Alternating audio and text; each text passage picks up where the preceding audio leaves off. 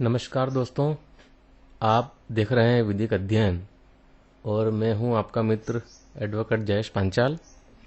तो आज हम सिविल प्रोसीजर कोड से या सिविल मामलों में एक महत्वपूर्ण टॉपिक पर चर्चा करेंगे, अस्थायी निषेधाज्ञा। मित्रों, इसे व्यादेश, स्थगन, यथास्थिति और इंग्लिश में स्टे ऑर्डर के नाम से हम इसको जानते हैं और सामान्य भाषाओं में भी हम इसको स्टे के नाम से ही जानते हैं। बात कुछ इस प्रकार है कि हमने सुना ही होगा कि किसी तीर लगे हुए हिरण को तत्काल उपचार की आवश्यकता होती है। ऐसे समय तीर लगने के कारणों पर विवेचन एवं विचार करना व्यर्थ ही नहीं, अपितु घातक भी होता है। यह सब तो उपचार के बाद का काम है। ठीक यही स्थिति सिविल मामलों, दीवानी मामलों में भी किसी अपकृत्य को तत्काल रोकने की है। इसी का दूसरा नाम है यथास्थिति बनाए रखना। तो सबसे पहले हम अस्थायी निषेधाज्ञा की परिभाषा की ओर चलते हैं। मित्रों, अस्थायी निषेधाज्ञा पाने की प्रोसीजर तो सिविल प्रोसीजर कोड में मिल जाएगी, लेकिन इसकी परिभाषा कहीं सिविल प्रोसीजर कोड में नहीं मिलती है। इसकी परिभाषा देखने के लिए हमें विनिर्दिष्ट अनुतोष अधिनियम 1963 में जाना होगा। विनिर्दिष्ट अनुतोष अधिनियम की धारा 37 में शाश्वत व्यादेश और अस्थायी व्यादेश की परिभाषा दी हुई है। आज हमारा टॉपिक अस्थायी व्यादेश है, इसलिए हम अस्थायी व्यादेश पे ही चर्चा करेंगे। शाश्वत व्यादेश को थोड़ा सा संक्षिप्त में देख लेते हैं।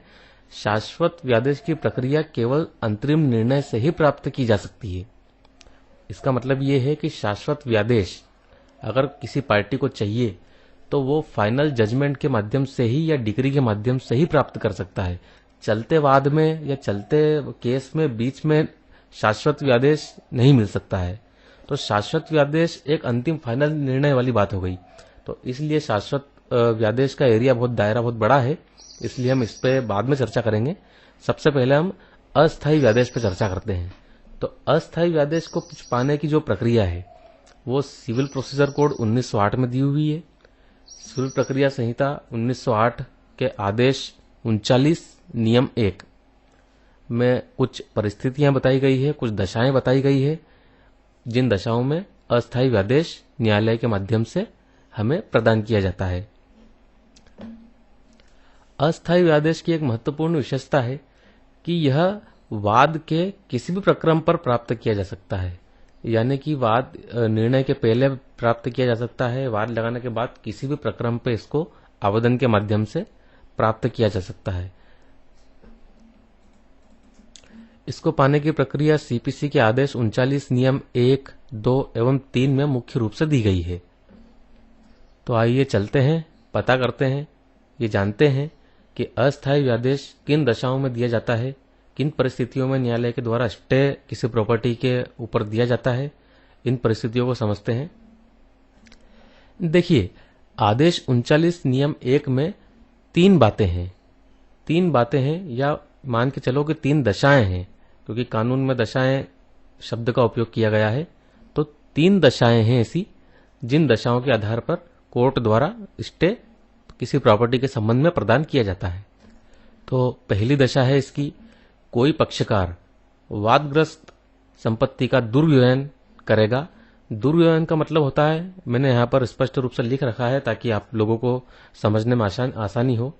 दुर्व्ययन का मतलब नष्ट, बेकार, शक्तिहीन या बर्बाद, किसी प्रॉपर्टी को नष्ट कर देना, बेकार कर देना, शक्तिहीन बना देना ताकि बाद में किसी लायक नहीं बचे वो, या बर्बाद कर देना। इस प्रकार की बातें दुर्व्ययन की परिभाषा में आती है। तो यहाँ पर पहली जो दशा है, इसमें सबसे महत्वपूर्ण बात ध्यान देने योग्य ये है कि यहाँ पर कोई पक्षकार लिखा है, ना कि वादी या प्रतिवादी शब्द का उपयोग किया गया है। सिर्फ यहाँ पर लिखा हुआ है इन्होंने कोई पक्षकार, मतलब इसका दायरा बहुत बड़ा हो जाता है। ऐसा वर्डों का यूज करने से कानूनों में इनकी परिभाषा का दायरा बहुत बड़ा हो जाता है। इनकी इंटरप्रिटेशन, कानूनों का निर्वचन भी बहुत इन्हीं शब्दों के आधार पर किया जाता है। क्योंकि आप जानते ही हैं, कानून के विद्यार्थी हैं या आप अच्छे एडवोकेट हैं, तो आप इस बात को जानते ही हैं कि ये जो कानून दे रखा है, सपोज इस कानून की बात करते हैं हम, आदेश 39 नियम 1 की अगर बात करें हम, पर्टिकुलर सिर्फ इसी नियम की हम बात करें, तो आदेश 39 नियम 1 पूरे देश में पूरे भारत देश में एक साथ लागू होता है। कश्मीर से लेके कन्याकुमारी तक, बंगाल से लेके राजस्थान गुजरात तक, हर परिस्थितियों में इन्हीं शब्दों को लागू किया गया है। तो आप समझ ही गए होंगे कि कानून सिर्फ इतना सा है और लागू पूरा देश पे हो रहा है। पूरे देश में लागू होने का मतलब ये है कि हजारों लाखों असंख्य अलग अलग परिस्थितियों पे इसी कानून को लागू करना है। इसीलिए यहाँ पर जो है शब्दों का बहुत विधायिका द्वारा बहुत तालमेल बैठाकर शब्दों का उपयोग किया गया है। इसलिए हमें कानून पढ़ते समय शब्दों पर ध्यान देना बहुत जरूरी होता है। तो यहाँ पर लिखा है कोई पक्षकार। कोई पक्षकार का मतलब कोई भी पक्षकार हो सकता है। कोई पक्षकार वादग्रस्त संपत्ति का दुर्व्यवहार, नष्ट, बेकार या शक्तिहीन या बर्बाद करेगा, या वादग्रस्त संपत्ति को नुकसान पहुंचाएगा, या अलग थलग करेगा, या बेच देगा। तो ऐसी दशा में प्रतिवादी को ऐसा करने से रोक दिया जाएगा कोर्ट द्वारा किसी पक्षकार के आवेदन पर। आप इस बात का ध्यान रखें कि कोर्ट ऐसे मामलों में स्वतः संज्ञान नहीं लेता है। किसी पक्षकार के आवेदन पर ही कोर्ट इस संबंध में कार्रवाई करता है। एक उदाहरण के रूप में हम बात करते हैं। जो पहली दशा है, इस दशा के संबंध में एक एग्जाम्पल लेते हैं किसी जमीन का। मान लीजिए कोई खेती की जमीन है जिस पर बहुत उपजाऊ जमीन है, जिस पर फसलें बहुत अच्छी होती है, और जो है वो खेती की जमीन, अच्छी सिंचित जमीन वादग्रस्त प्रॉपर्टी हो गई है। किन्हीं दो पक्षकारों के मध्य या तीन के मध्य वादग्रस्त प्रॉपर्टी होना इसमें आवश्यक होता है। तो ऐसी उपजाऊ जमीन जो है वादग्रस्त हो चुकी है, और ऐसी जमीन के संबंध में कोई पक्षकार उस जमीन के ऊपर, इतनी उपजाऊ जमीन के ऊपर कोई निर्माण कार्य करने वाला है, या कोई ऐसी क्रियाकलाप करने वाला है उसके ऊपर जो जिससे उसकी जो क्वालिटी है, जमीन की, भूमि की जो क्वालिटी है उपजाऊ वाली, वो खत्म हो जाएगी, तो वो ऐसी इसके अंतर्गत आती है। तो वो कुछ निर्माण कार्य कर लेगा तो हमेशा हमेशा के लिए उस जो है जमीन की क्वालिटी खत्म हो जाएगी, शक्तिहीन हो जाएगी। तो एक उदाहरण तो ये हो गया। दूसरा उदाहरण बेचने के संबंध में ले लेते हैं। अगर कोई वादग्रस्त संपत्ति है और वादग्रस्त संपत्ति की होने की वजह से कोई पक्षकार उस प्रॉपर्टी को निकालना चाहता है कि विवाद में कौन फंसे, इस प्रॉपर्टी को बेच देते हैं। तो ऐसी स्थिति में भी ये जो दशा है, पहली दशा है, इसमें व्यवस्था दी गई है कि प्रतिवादी को वादी के आवेदन पे रोका जा सकता है। अब हम दूसरी दशा की बात करते हैं। इस दशा में भी जो है स्टे कोर्ट के द्वारा दिया जा सकता है। इसमें देखिए दोस्तों, सबसे पहले अगर शब्द आप देखेंगे तो प्रतिवादी है। बैरेक्ट में अगर आप देखेंगे तो अलग लिखा हुआ है। मैंने आपको यहाँ पर समझाने के लिए बहुत आसान भाषा का उपयोग किया है, लेकिन छोड़ा कुछ भी नहीं है। तो दूसरी दशा जो है जिसमें स्टे कोर्ट के द्वारा दिया जा सकता है, दूसरी दशा में सबसे पहले प्रतिवादी शब्द का उपयोग है। प्रतिवादी शब्द का उपयोग से आपको समझ लेना चाहिए कि ये बात प्रतिवादी के लिए है। तो प्रतिवादी अपने ऋणदाताओं के साथ कपट प्रयोजन से अपनी संपत्ति को हटाने या व्ययनित करने का मतलब निपटारा होता है। दोस्तों, मैंने आपकी सुविधा के लिए लिख रखा है, व्ययनित करने की धमकी दे। इसका मतलब, इसका एग्जाम्पल ऐसे लेंगे हम कि प्रतिवादी को मान लो धन के विषय में वादी को प्रतिवादी से पैसा लेना है। अब वादी ने कोर्ट में प्रतिवादी के खिलाफ दावा लगाया, वादी जीत गया। कोर्ट ने डिक्री पारित कर दी कि जो है प्रतिवादी से 1 लाख रुपए वादी प्राप्त करने का अधिकारी है, और वादी को 1 लाख रुपए प्रतिवादी अदा करेगा, और ना दिए जाने पर प्रतिवादी की जो संपत्ति है, प्रॉपर्टी है, उसमें से वादी को दिलाया जाएगा। तो ऐसी स्थिति में प्रतिवादी जो है गेम खेलते हैं कोर्ट के साथ, और पक्षकार के साथ गेम खेलने की कोशिश करते हैं। वो सोचते हैं कि अब डिक्री पारित वादी के पक्ष में हो गई है, अब मुझे पैसा देना है, तो कोर्ट मेरी प्रॉपर्टी में से पैसा वसूलेगी। तो वो दिमाग लगाता है ऐसा प्रतिवादी, अपने भाई के नाम प्रॉपर्टी कर देता है, अपनी सारी अपनी माँ के नाम कर देता है, या किसी अन्य के नाम कर देता है। तो ऐसा कोर्ट की नजरों में धूल झोंकने की कोशिश प्रतिवादी करता है। लेकिन प्रतिवादी इतना निश्चिंत न हो, क्योंकि कानून में प्रतिवादी के लिए व्यवस्था दी हुई है। प्रतिवादी ऐसा नहीं कर सकता। वादी के आवेदन पे उसे ऐसा करने से रोक दिया जा सकता है, भले ही वो संपत्ति वादग्रस्त हो न हो। अगर कोर्ट ने उस संपत्ति के संबंध में कोई डिक्री पारित करी है कि इस संपत्ति में से वादी को जो है क्षतिपूर्ति राशि या जो देनदार राशि है वो दिलाई जाएगी, तो ऐसे संबंध में प्रतिवादी अपनी संपत्ति को इधर उधर व्ययित नहीं कर सकता, निपटारा नहीं कर सकता उस संपत्ति का। इसी प्रकार तीसरी जो दशा है वो बहुत सिंपल है, इसमें सिंपल लिखा है, ये भी प्रतिवादी के लिए है।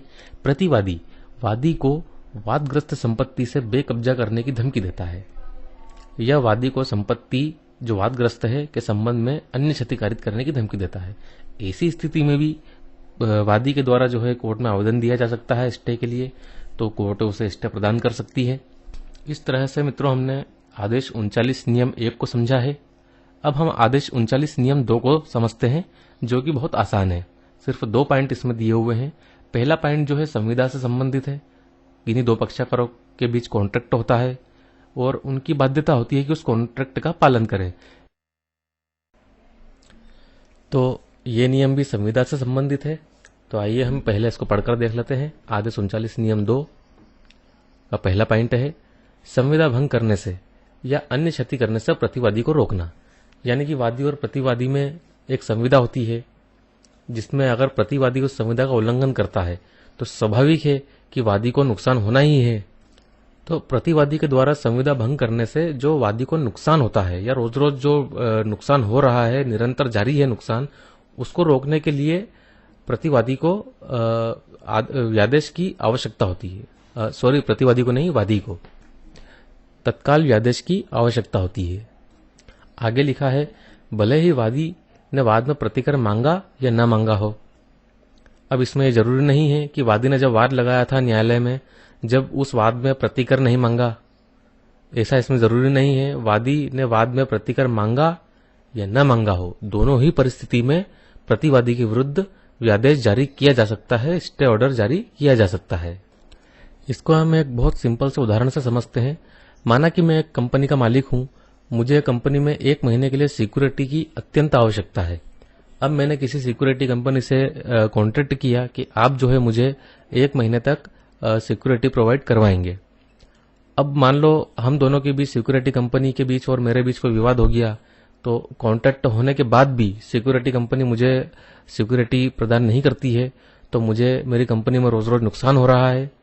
स्वाभाविक है कि होगा ही सही, क्योंकि मैं कॉन्ट्रैक्ट कर चुका हूं, अब मैं उनके भरोसे हूं, इसलिए मुझे उनके ना होने से नुकसान होगा। तो ऐसी परिस्थिति में वादी कोर्ट का रुख करता है और ये मांगता है कि वाद जो भी हो, उसका निपटारा जो भी हो बाद में होगा, लेकिन आज की तारीख में प्रतिवादी को यह आदेशित किया जाए कि वह संविदा का पालन करे। ऐसे ही इसका दूसरा पॉइंट बहुत सिंपल दोस्तों, ऐसा व्यादेश देने के लिए जमानत ली जा सकती है। यह कोर्ट के विवेक पर आधारित होता है। अगर कोर्ट किसी प्रतिवादी के विरुद्ध स्टे ऑर्डर जारी करती है तो कोर्ट प्रतिवादी से यह प्रतिभूति मांग सकती है, यह गारंटी मांग सकती है, जमानत मांग सकती है कि हमारे आदेश की अवहेलना आप नहीं करेंगे। अगर आपने हमारे आदेश की अवहेलना की, कोर्ट के आदेश की अवहेलना की, तो आपकी प्रॉपर्टी में से जो है धन राशि वसूली जाएगी दंड के रूप में। इसलिए कोर्ट अगर चाहे तो परिस्थितियों के आधार पर जमानत भी ले सकती है प्रतिवादी से। तो मित्रों, इस प्रकार से हमने आदेश 39 नियम 1 एवं नियम 2 के बारे में समझा है। मैं उम्मीद करता हूं कि आपको समझ में आया होगा। तो ये तो एक संहिताबद्ध कानून हुआ, जिसमें हमने देखा कि वे कौन कौन सी परिस्थितियां थी जिन परिस्थितियों में कोर्ट के द्वारा स्टे ऑर्डर दिया जाता है। अब किन परिस्थितियों में दिया जाता है, ये तो हमने आदेश 39 नियम 1 एवं 2 में देख लिया। इसमें तो थी परिस्थितियां। अब स्टे ऑर्डर देने के लिए न्यायालय को किन किन बातों का ध्यान रखना आवश्यक है, उसके लिए 3 प्रतिपादित सिद्धांत है, जिनका परीक्षण करना न्यायालय के द्वारा आवश्यक हो जाता है स्टे देने से पहले। तो 3 जो है सिद्धांत हैं, कौन कौन से हैं, आइए हम देखते हैं। तो अस्थायी निषेधाज्ञा देने से पहले न्यायालय को 3 बातों का विचार करना आवश्यक होता है। ये 3 सिद्धांत है, विधि द्वारा प्रतिपादित सिद्धांत है। ये आपको बैरेक्ट में या किसी कानून में नहीं मिलेंगे। ये जैसे कानूनों का इंटरप्रिटेशन करने के लिए सिद्धांत दिए हुए हैं जो संहिताबद्ध नहीं है, इसी प्रकार से ये भी कानूनी सिद्धांत है जो किसी संहिता में संहिताबद्ध नहीं है। ये प्रतिपादित कानूनी मान्यता प्राप्त सिद्धांत है और सुप्रीम कोर्ट द्वारा भी समय समय में कहा गया है कि स्टे देने के लिए, व्यादेश देने के लिए, अस्थायी व्यादेश देने के लिए न्यायालय को इन 3 बिंदुओं पर विचार करना बहुत महत्वपूर्ण है। तो पहला बिंदु है प्रथम दृष्टया मामला। तो इसके नाम से ही स्पष्ट हो जाता है कि न्यायालय के समक्ष वाद आने पर, यानी कि न्यायालय के समक्ष कोई विवाद आया है वाद के माध्यम से, तो पहली नजर में मामला वादी के पक्ष में दिखना चाहिए। अब न्यायालय के सामने जब कोई सा मामला आता है, कोई सा विवाद का केस आता है, तो सबसे पहले न्यायालय को वादी के पक्ष में मामला दिखना चाहिए। यानी कि प्रॉपर्टी का मान लो विवाद है, तो प्रॉपर्टी के संबंध में सारे दस्तावेज, कब्जा वगैरह बहुत सारी ऐसी चीजें होती है जो न्यायालय को परीक्षण के माध्यम से देखना होती है, परीक्षण करना होता है, दस्तावेजों का अवलोकन करना होता है, और न्यायालय को यह जानना होता है कि प्रथम दृष्टया वादी के पक्ष में मामला है, मतलब पहली नजर में। जैसे अपन देखते हैं पहली नजर में क्या दिखा हमको, तो ऐसे न्यायालय भी देखता है कि पहली नजर में मामला किसके पक्ष में गया, तो वादी के पक्ष में जो स्टे मांगता है उसके पक्ष में प्रथम दृष्टया मामला होना चाहिए न्यायालय को। और ये तीनों चीज में से एक चीज नहीं चलेगी, तीनों बिंदु वादी के पक्ष में होना चाहिए, तभी वादी को स्टे ऑर्डर मिल सकता है, अन्यथा नहीं। दूसरा बिंदु है, दूसरा सिद्धांत है अपूर्णीय क्षति। यानी कि वादी के पक्ष में स्टे ऑर्डर न दिया गया तो वादी को ऐसी क्षति होगी या ऐसा नुकसान होगा जिसकी भरपाई भविष्य में नहीं की जा सकती है। मतलब अगर कोर्ट को ऐसा लगता है कि अगर वादी को स्टे नहीं दिया गया तो वादी को ऐसा नुकसान हो जाएगा जिसकी भरपाई ही नहीं हो सकेगी भविष्य में, तो ऐसी स्थिति में भी वादी को जो है स्टे ऑर्डर दिया जाना उचित होता है। लेकिन इसमें तीसरा बिंदु भी महत्वपूर्ण है, जिसके बिना स्टे ऑर्डर मिलना संभव नहीं होता है। तो तीसरा बिंदु हम देख लेते हैं सुविधा का संतुलन। सुविधा का संतुलन थोड़ा सा टफ तो नहीं है, लेकिन है तो बहुत इजी, लेकिन थोड़ा सा समझने का फेर है। सुविधा के संतुलन के अंतर्गत न्यायालय को यह समाधान करना होता है, मतलब दोनों पार्टियों के बीच तुलना करनी होती है असुविधा की। वादी और प्रतिवादी के बीच में असुविधा की तुलना करनी होती है न्यायालय को कि स्टे देने और न देने से सबसे ज्यादा असुविधा किसको होगी। तो इसमें न्यायालय सबसे पहले देखेगा कि स्टे अगर दे दिया गया, स्टे देने के विषय में है ये, अगर स्टे वादी को दे दिया गया तो वादी को अधिक असुविधा होगी या प्रतिवादी को अधिक असुविधा होगी। जैसा मान लो वादी वाद लाया है कि प्रतिवादी जो है मेरी भूमि पर कब्जा करके मकान का निर्माण कर रहा है और उसको निर्माण करने से रोका जाना जरूरी है। अगर उसने निर्माण कर लिया तो वादी को अपूर्णीय क्षति होगी। तो ऐसी स्थिति में न्यायालय वहां देखेगा कि सुविधा अगर स्टे दे दिया गया तो असुविधा अधिक किसको होगी। जैसे मान लो प्रतिवादी का आप कहना है, प्रतिवादी का जवाब आया वादी के स्टे के आवेदन पे। प्रतिवादी ने कहा कि नहीं साहब, हमने तो सीमेंट की बोरियां रखी है हमारी मौके पे, सारा माल पड़ा हुआ है, अगर कोर्ट ने स्टे ऑर्डर दे दिया तो हमारा सारा लाखों का माल जो है खुले में पड़ा है वो खराब हो जाएगा। तो कोर्ट यहाँ पर देखती है कि सुविधा का संतुलन प्रतिवादी के पक्ष में है, यानी अगर स्टे दे दिया तो वादी को तब कोई नुकसान नहीं होगा, वादी को तो जो हो रहा है वो ठीक है, लेकिन प्रतिवादी को आज की तारीख में ज्यादा नुकसान हो जाएगा अगर स्टे दे दिया तो ऐसी स्थिति में सुविधा का संतुलन प्रतिवादी को की तरफ है, ऐसा कहा जाता है। तो ऐसी स्थिति में दो बातें हैं, या तो कोर्ट स्टे दे देगा या कोर्ट स्टे नहीं देगा। बस ये दो ही बातें सामने आती है। इन दोनों में से ही कोई सा एक ऑर्डर होगा, या तो स्टे का ऑर्डर हो जाएगा या स्टे का ऑर्डर नहीं होगा। तो यहाँ पर कोर्ट को इन दोनों परिस्थितियों के बीच में यही देखना होता है कि अगर स्टे ऑर्डर दे दिया गया तो प्रतिवादी को असुविधा होगी। स्वाभाविक सी बात है कि अगर वादी के पक्ष में स्टे ऑर्डर हो गया, किसी प्रॉपर्टी पे स्टे हो गया, तो प्रतिवादियों को असुविधा होगी, स्वाभाविक सी बात है। दूसरा है स्टे अगर नहीं दिया गया तो वादी को असुविधा होगी। भाई वादी ने स्टे के लिए आवेदन लगाया और वादी को स्टे न मिला तो वादी को असुविधा होगी, स्वाभाविक सी बात है। तो कोर्ट को इन प्रतिवादी की असुविधा और वादी की असुविधा के बीच में यही तुलना करना होता है कि किसकी असुविधा ज्यादा है। अगर प्रतिवादी की असुविधा ज्यादा है तो कोर्ट प्रतिवादी के पक्ष में ऑर्डर करेगी, यानी कि वादी को स्टे नहीं देगी। और अगर वादी की असुविधा ज्यादा है तो कोर्ट वादी के पक्ष में ऑर्डर करेगी और प्रतिवादी के विरुद्ध स्टे ऑर्डर प्रदान कर देगी। तो इस प्रकार से अस्थायी निषेधाज्ञा कोर्ट के द्वारा किसी पक्षकार को प्रदान की जाती है। उम्मीद है कि आपको ये वीडियो पसंद आया होगा। अगर आपको ये वीडियो अच्छी लगी तो अपने साथियों के साथ आगे बढ़ाइए, इसी का मैं आपसे निवेदन करता हूं और इसी के साथ मैं अब आपसे विदा लेने की आज्ञा चाहता हूं। धन्यवाद, नमस्कार।